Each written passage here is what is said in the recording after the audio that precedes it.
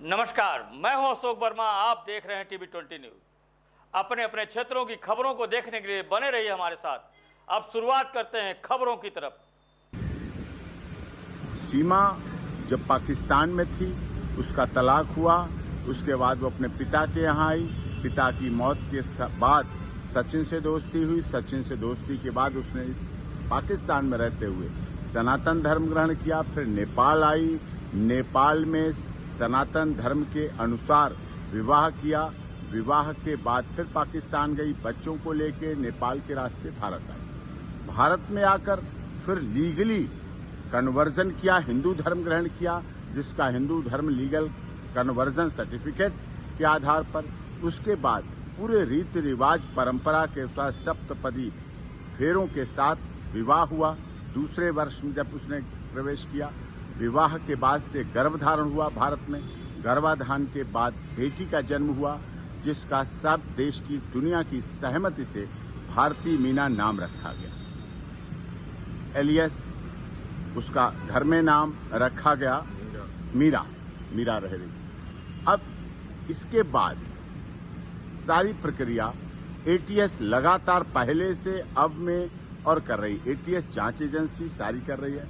Police की निगरानी अब भी पहले भी शुरू से अब तक है। उत्तर प्रदेश पुलिस माननीय न्यायालय के आदेश पर सीमा सचिन मीना के घर, अपने पति के घर ससुराल में रह रही है, जो कि भारत में जन्म लिया, भारत का रहने वाला भारतीय है।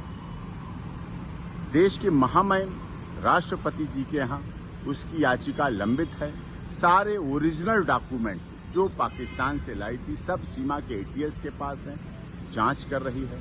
सीमा अपने ससुराल और अस्पताल के अलावा आज तक कहीं नहीं गई। पिछले दिनों जब से ये पहलगाम घटना हुई, उससे भी एक दिन पहले उसके तीसरी नंबर की बेटी को वायरल फीवर की वजह से डेंगू हुआ। डेंगू में प्लेटलेट्स बहुत डाउन हुए। अभी भी वो बेटी के लिए दोनों पति पत्नी परिवार के साथ हॉस्पिटल में है, इलाज चल रहा है लगातार। नवजात बच्ची उनके साथ है भारत में बेटी। उसका सर्टिफिकेट उत्तर प्रदेश की माननीय सरकार ने जारी कर रखा है, बर्थ सर्टिफिकेट, और उसके आधार पर है, भारत में रह रही है। उससे इसने पहलगाम की घटना, जो दुखद घटना है, उससे इसका जोड़ना बिल्कुल गलत है। जो लोग आलोचनावश ऐसा जोड़ रहे हैं, उसकी स्थिति को देखें। भारत की अब बहू है, मीना समाज की सम्मान है और रघुपुरा में रह रही है। देश की सरकार का, माननीय उत्तर प्रदेश की योगी आदित्यनाथ जी की सरकार का, केंद्र सरकार का सदैव उसने पालन किया है। एटीएस की तमाम जांच में सदैव भाग लिया है। पूरी जांच प्रक्रिया चल रही है, चली है। उसमें कहीं कोई उसको गलत और उस तरह से कुछ भी अब तक कोई कुछ नहीं मिले हैं। इसलिए उसके साथ उस घटना से न जोड़कर उसके साथ सिंपैथेटिक, जियो और जीने दो, हमदर्दी, मानवतावादी, मानवाधिकारों की रक्षा करने की बात होनी चाहिए और इस पर अमल होना चाहिए।